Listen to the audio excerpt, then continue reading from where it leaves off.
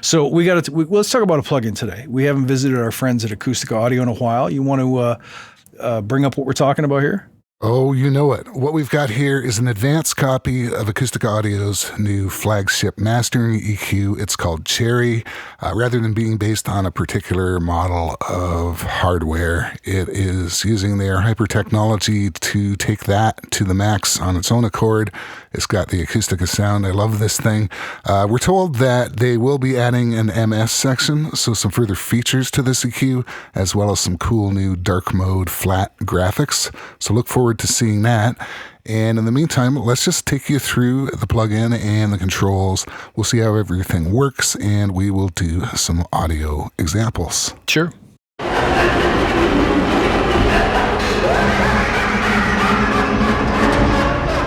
You got your high pass and low pass, which you can turn on and off.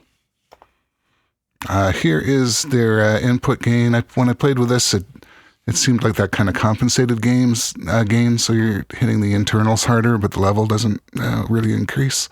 And then output, which is, I believe, a straight output. You've got on and off for that too, for the preamp. You've got a low band. Well, let's say 4 parametric bands.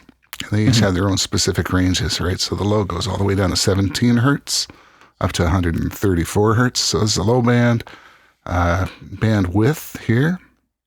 It gets very wide, by the way. It gets really wide, and it does get fairly narrow. Maybe not like a digital notch, but like a really high-end analog EQ narrow. It can do that. So these are your mids, which go from about 58. So that's still down there in the low end, up to 878 hertz. High mid, 445 to 6,200 hertz. 6257 to be exact, and your high end, which goes from 29 up to a whopping 25,851 kilohertz or hertz, right. 25.8 kilohertz. And that's really handy for air when you just want to add a little bit of air.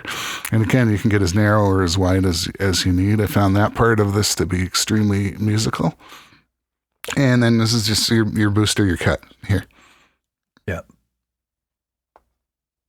And down here, you've got a low shelf and a high shelf.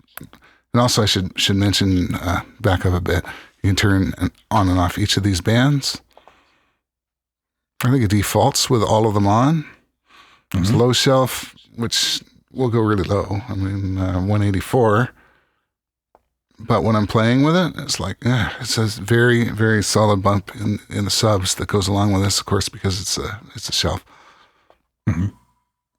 And bypass in the middle here. I think this bypasses the entire plugin, if I'm not mistaken, from what I remember.